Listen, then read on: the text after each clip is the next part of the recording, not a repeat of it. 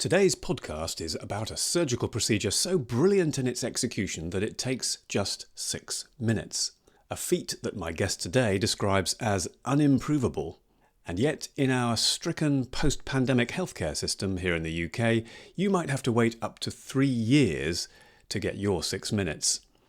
Dr John Ellis is on one of the many front lines of the NHS backlog in Scotland.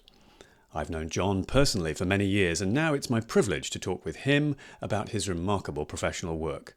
He spoke to me from his family home in Dundee.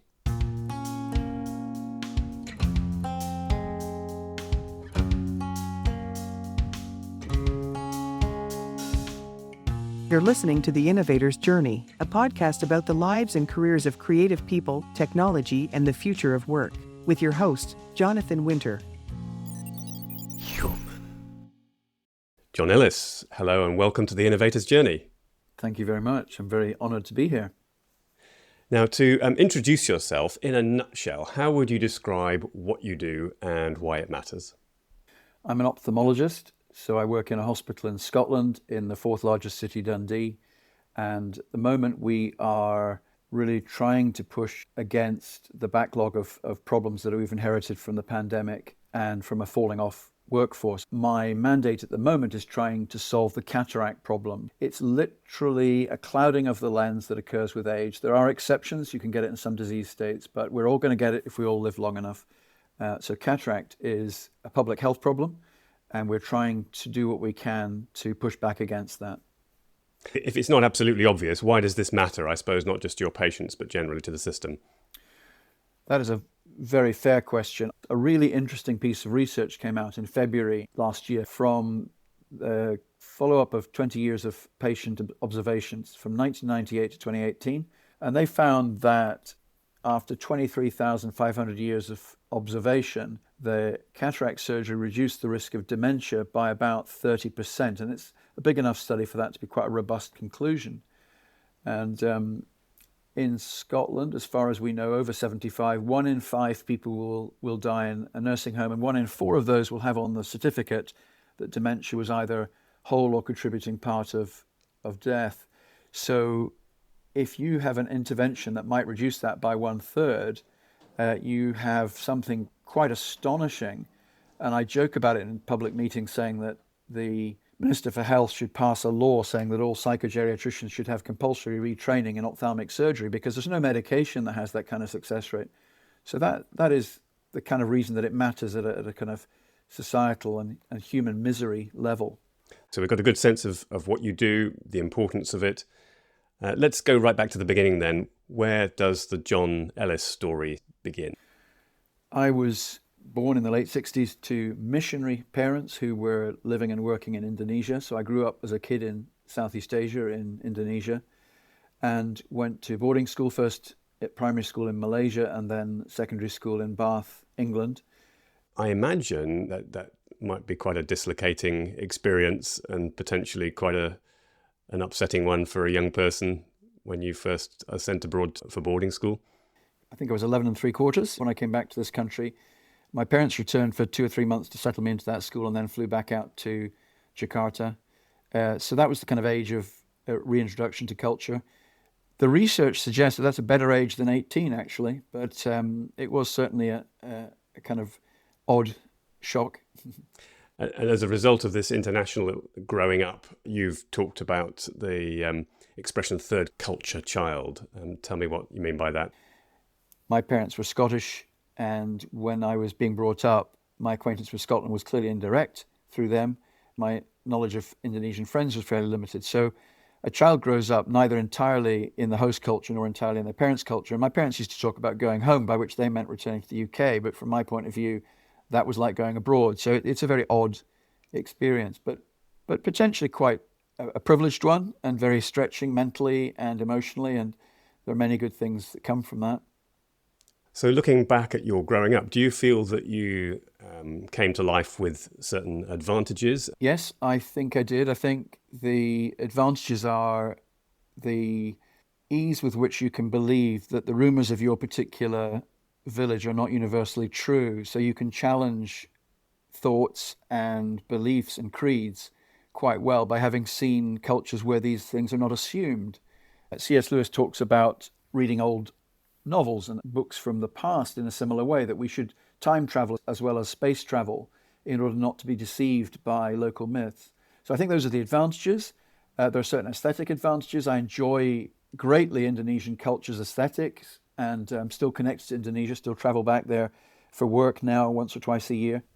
Is there anything else that you would describe as a formative experience?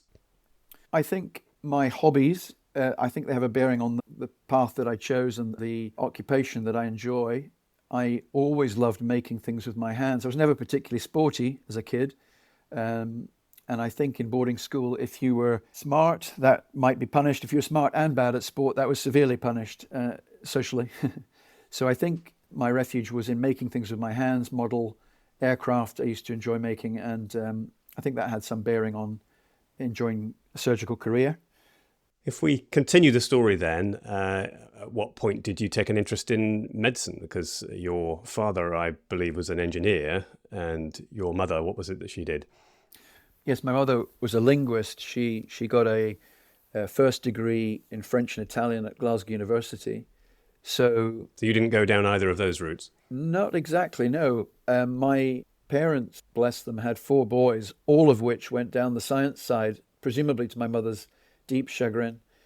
I applied to Glasgow University to do mechanical engineering, but clearly other things were going on in my life and in my head in terms of vocational convictions. And I then asked for the application to be transferred to the medicine department. Wow, that's a bit of a change. And I would have thought at first glance that sounds like heading for a more difficult profession, in the sense that the human body is a bit harder to engineer. Yes, I absolutely love that question, because it forces me to re-examine those choices and to do so quite thoughtfully. Many, many years later, as a consultant in Dundee, I had a patient who had to have complex surgery with a limited success rate. In other words, it's entirely reasonable to do the operation, but I could not give him any guarantees. And I used the metaphor. Now, this gentleman was bearded, white-haired, but he had a really likable appearance. And he struck me as the kind of man who probably spent a lot of his life in a farm or under cars. So I took a gamble with my metaphor, and I said, if we make a diagnosis that the problem with the car engine is the fuel pump, and we change the fuel pump, if we are right, we will get exactly the same result 10 times out of 10. But I said the human body is such that even though our diagnosis may be completely correct, we may not get the result we wish for. And as I spoke, using that metaphor, he began to nod, and he cut into my answer right at the end and said, yes, we are the soft engines. And I've never improved on that as a description of the conflation, as it were, of mechanical engineering and biology and medicine. Tell me about the moment you fell in love with ophthalmology. When I came to the 4th year, which is when we were exposed to ophthalmology in Glasgow, I fell in love with its finesse, its microscopic nature.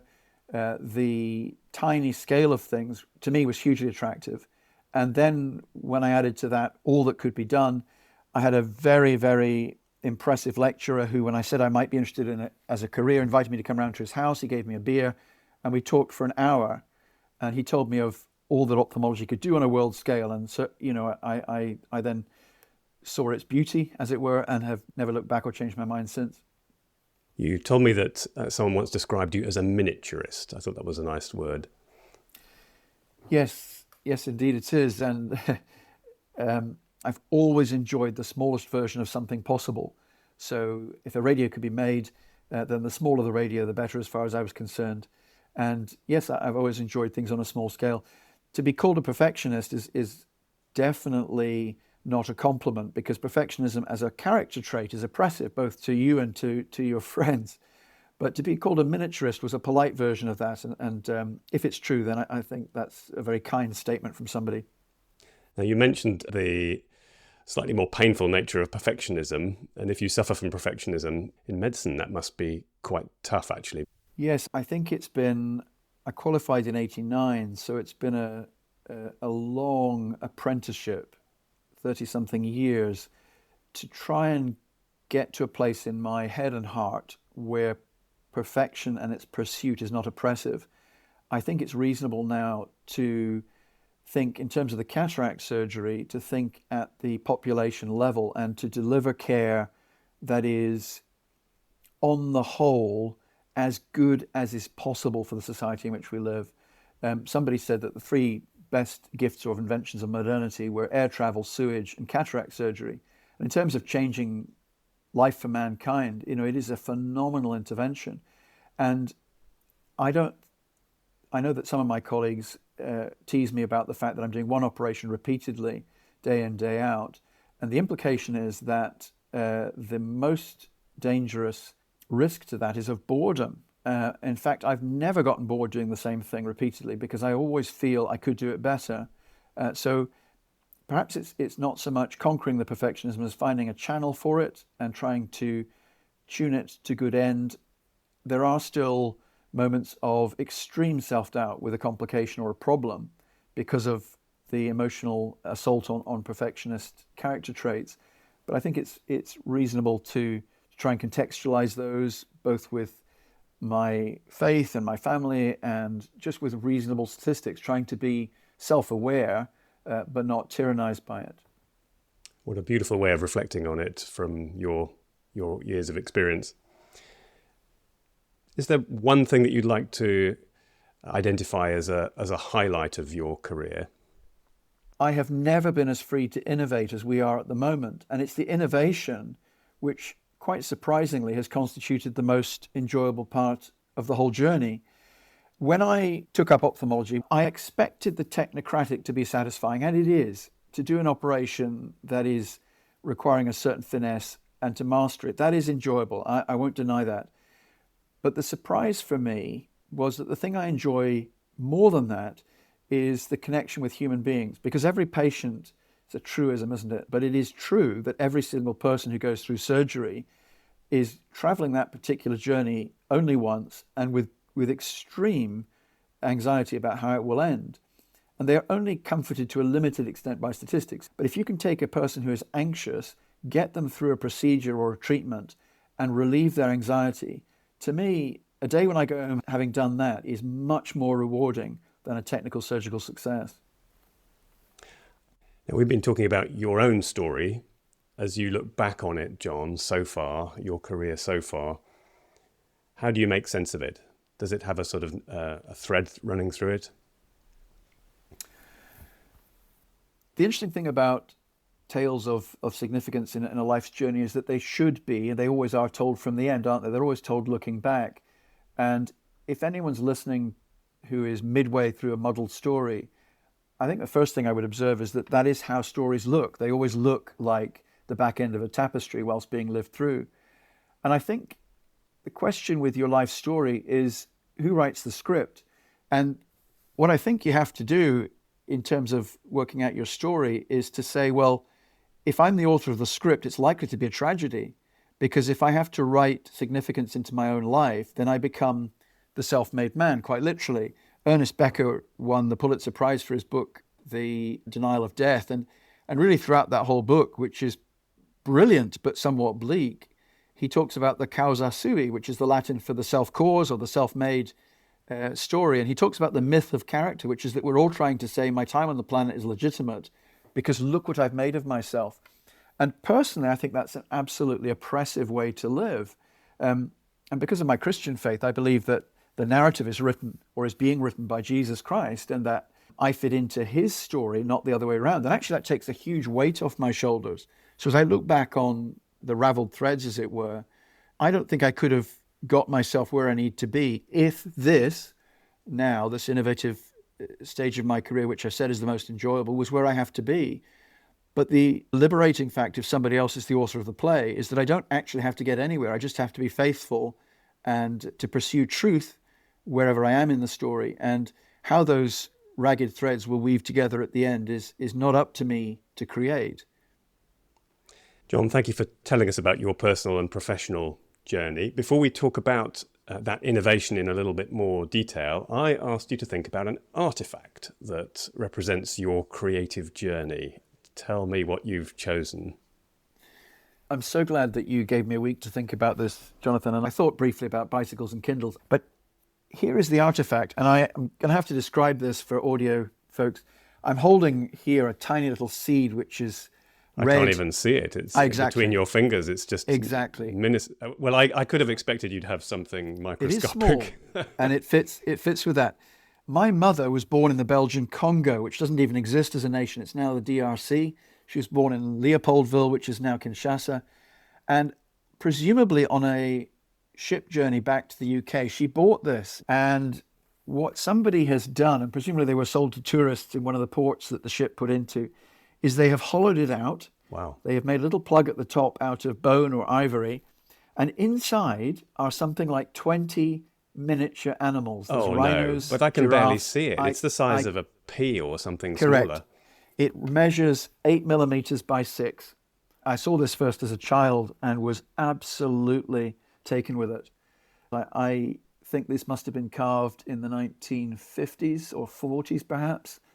And the thought that somebody did that with a tiny blade and no microscope just staggers belief.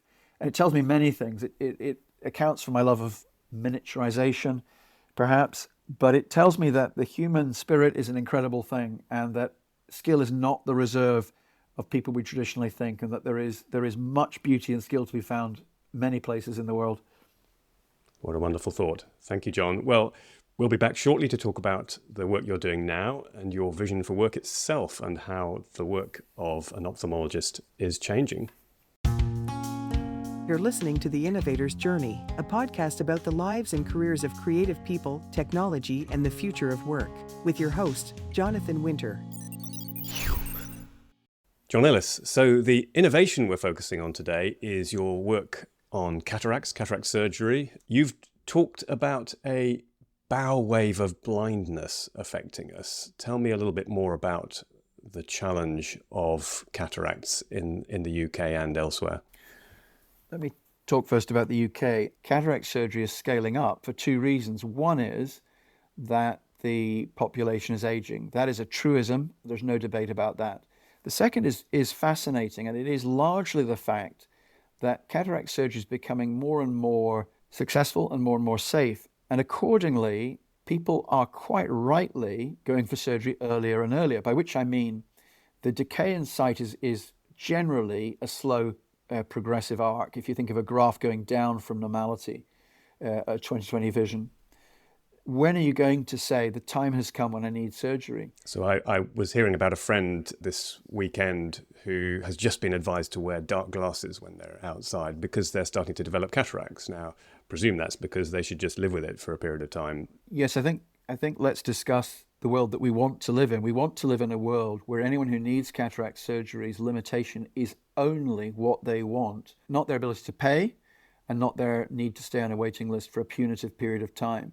So that friend, might say to you, I accept that my vision is not as perfect as it used to be, but to be honest, I'm okay, I don't want it. I'm delighted if that's their rationale for not having surgery. What distresses me if they say, I want the surgery, but the waiting time in my health board is 3 years, or it costs X amount of money, which I cannot afford. Those two reasons I am committed to trying to reduce or eliminate, if you'll forgive the hubris. So, John, tell me what you're doing at the moment to tackle the backlog that you've described. The innovation is nothing to do with an improved operation. So I stand on the shoulders of giants. We take an operation which is thoroughly tested. There is nothing radical about the surgical procedure itself. We are the beneficiaries of a fantastic set of engineering inventions, here we come full circle, that have made surgery incredibly safe and very quick to rehabilitate from. So the cataract is removed through a 2.4 millimeter incision. It is so small that a suture is not required. There are problems with sutures, so if you can avoid them, well and good. So the surgery is a given. It is an absolutely fantastic thing to be a custodian of. The problem is the logistics of getting people through the door fast enough through the procedure and out again. And historically, operating lists have been quite slow to deal with the kind of numbers that we need to address. So surgeons tend to think of half-day sessions. That's 240 minutes, a 4-hour session in the morning or the afternoon. And typically, the number of cataracts done would range from 4 to 7 on a 4-hour 240-minute slot. And it should be reasonable to set a minimum standard of 8. So the Royal College of Ophthalmologists that governs our activity and professional standing has said since 2001 that it should be 1 case per half hour, so 1 per 30 minutes, which clearly divides neatly to be 8 per So that per would 4-hour be session. 16 in a day if you have 2 sessions, Correct. is that right? Correct. Yeah. How many are you now doing? Our average now in the same 8-hour session is 26, and we range from 22 on a slow day to the most we've done is 35 with a single surgeon. So we're using a single theatre, single surgeon, and a minimally expanded nursing complement. Now that sounds impressive, seriously impressive. Did you look at a number of different ways of doing this before you started to accelerate things like that?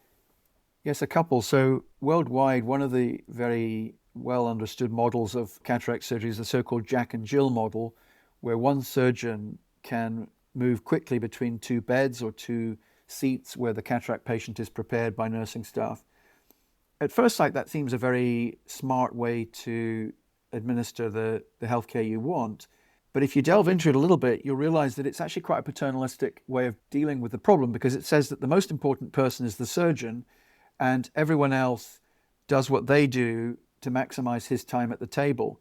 So it works, and it works very well in some healthcare contexts where the ophthalmologist is the rate limiting step. But actually, we took the view that in the UK, the most important asset of the team was the nursing team itself. And I use the aggregate because you can't single out either doctors or nurses for that matter, but you can't single out nurses. You need a cohesive, well-functioning team. And once you have that, in fact, it's possible to do really high numbers in a single theatre with the patient ushered in and out very efficiently without shortchanging them in terms of human connection and compassion.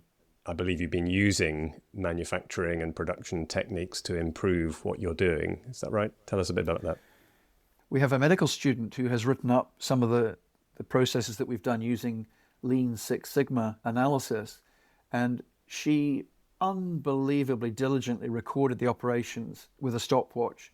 It said that 99% of genius is taking pains, and she took great pains to record the times, not just of the overall in, out, turnaround, wash, surgery, and so on, but the subcomponents. And when she came to the end of her measurements, she made a simple suggestion.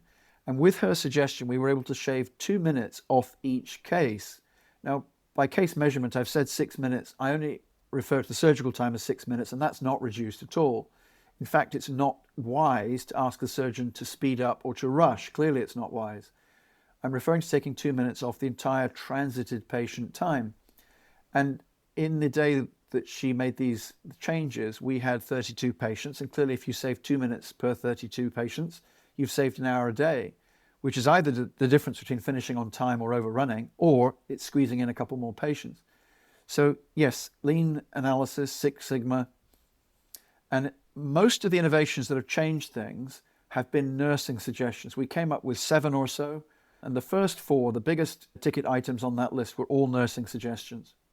So these are multiple detailed changes to procedure. For example, you told me about exactly when, how, and by whom a mark is placed on a patient's forehead to indicate which eye to operate on. How have these suggestions then been implemented? The simplest answer to that is the overarching one, that it is implemented by a willing team. So because the team buy into what we're doing and are excited by it, they are willing to make these changes. The innovation journey within the NHS is a fascinating exercise because it is innovating within a very constrained system with quite a lot of barriers to change. Any large organization survives by mostly having systems that prevent change. That is a thing to be chafed against, but in fact that is their virtue.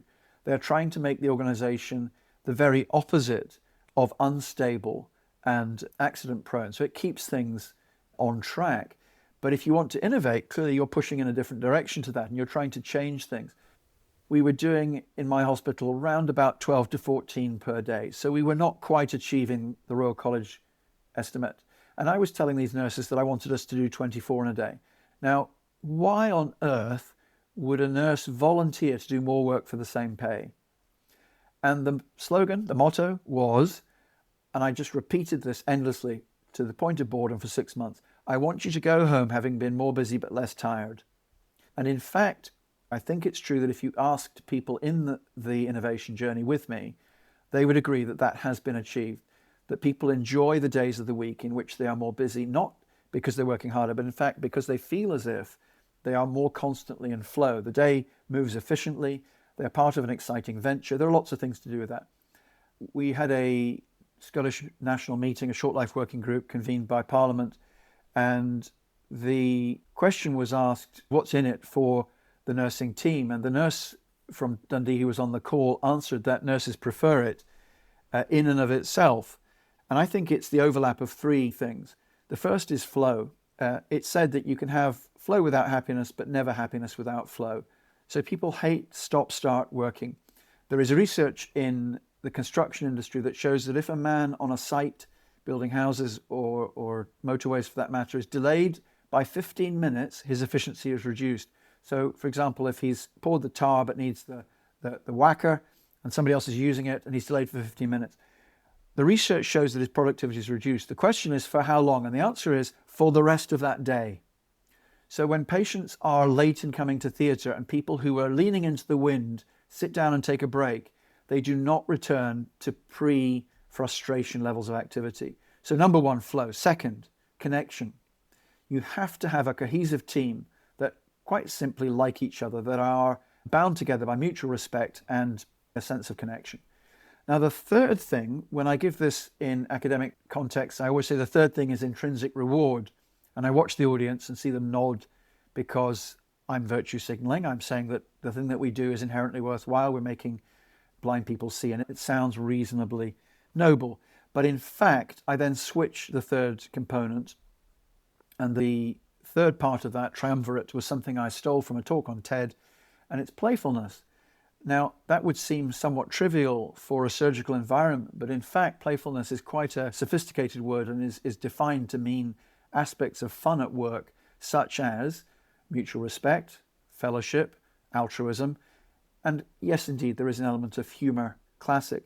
But in fact, if the operating theatre atmosphere has a certain, not frivolity, emphatically not frivolity, but if it has a certain levity to it, then the patients deduce from that this team are coherent and they know what they're doing and they feel at rest and at ease. And when they feel at ease, surgery goes well. And when that goes well, the surgeon says the odd informal remark to the nurses and they smile and say the odd. And so it becomes a virtuous spiral upwards into a working environment that people enjoy. And at the end of the day, that's why people turn up to work, because they enjoy what they do.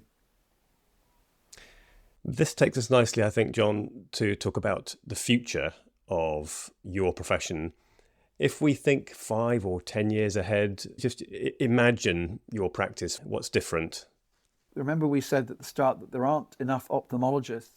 We've recently seen the publication of a manpower study of Scotland's workforce in ophthalmology and optometry. And whilst ophthalmology is really struggling, something like 50% of the optometry workforce are under the age of 40. So it's a very young population. And I think some of the professions allied to medicine may well be able to move into this space. Cataract surgery has achieved 98% success. And Professor David MacLeod, who trained me in my fellowship in Manchester, said 20 years ago that when an operation has become that successful, it's time for doctors to pass it on to other professions. And his rationale was that the reason doctors are paid large salaries is that they are paid to deal with uncertainty. When an operation is almost mechanically predictable, it is no longer uncertain, and it's time to do the decent thing, pass that on to others, because you and I as doctors are paid, said he, to think about things that are difficult, to make the difficult diagnosis and so on. And I think that's prescient. I think that's probably where we stand. I think the collapsing workforce is going to make that a necessity, and I think it's a place that we should move into, embracing it rather than being threatened by it. What impact does technology have on the future of, if not cataract surgery, then the whole of ophthalmology? I've heard you can get a robot that goes right inside the eye. Well, we can, that's right. And in fact, there are some procedures where you need to put a cannula into a small artery at the back of the eye or a small vein at the back of the eye. And at that level, it does exceed the steadiness of the human hand. up to that point, including peeling membranes that are 20 microns, that's 0.02 millimeters, with a pair of tweezers, seem to be done quite happily with a microscope and with hands without robotic tremor reduction. But the robot that's been tried in Germany to do this takes so long to set up that the opportunity cost of reasonable operations that could restore sight is huge. So I don't think robotic surgery and the conventionally defined science fiction type surgery is going to change the future. I think what will change it is innovations in the logistical journey of the patient. So for example, the patient currently has many nodes on their journey through to surgery, from the optometrist to the ophthalmologist to the measurement of the eyes to the day of surgery. There are software innovations that we're trialing in Dundee, piloting, that can reduce that to a more or less a one-stop journey. And that's the kind of innovation that I think will maintain humanity and still keep people at the center, but will accelerate the patient journey. Final question on the future of ophthalmology. What, in a world so full of technology, what is special about the human professional? What is uniquely human and valuable in what you and your colleagues do? There's still no substitute for human connection at the point of healthcare. There is a book called The Doctor as Medicine, which I think addresses healthcare and primary care and general practice. But the point stands, and it's self-evident from the title, so that if a patient has had good care with a bad outcome, which will happen because we're in a stochastic science, we're dealing with randomness, and returning to the gentleman with the fuel pump analogy, he understood that. If the healthcare outcome has been poor, but the humanity and the human connection has been excellent and genuinely honoring to the person involved, I think good healthcare has occurred. And a lot of patients do understand that it is not possible to guarantee an outcome. So I think machines would never achieve that point of connection. And then, of course, once the connection is established, the ability to duck, dive, adapt, weave in and out of the peculiarities of each condition, because no two eyes, no two cataracts, no two people are the same. Thank you. My final questions are to allow you to communicate some of what you believe, having reflected on your career and having talked extensively about the work you're doing at the moment. What advice would you give to your younger self? If it's true that there is a much larger story than you yourself are writing, then you have the joyous business of just fitting in to do what is naturally in front of you. If you were then having something to say to the whole world, John, if you had a giant billboard on which you could write anything, what would you say? I think I would say choose your story, choose your narrative wisely, choose an object of hero worship or worship, to use a vocabulary, that is large enough for your soul. I think choose something big. We all have to answer the so what question. So choose a large enough story to be part of, and then be a part of that story. And clearly you know which story I think you should be part of. John Ellis, thank you so much for sharing your story, your innovation, and your vision for the future of work. Thank you, Jonathan. It's been a privilege. Thank you. Thank you for listening to The Innovator's Journey with me, Jonathan Winter. If you enjoyed today's story, do share it with your friends and colleagues and subscribe to make sure you hear future episodes. This podcast was recorded in Riverside, edited and transcribed automatically in Descript, with algorithmic music from SoundDraw and artwork generated with DALL-E. The rest was human.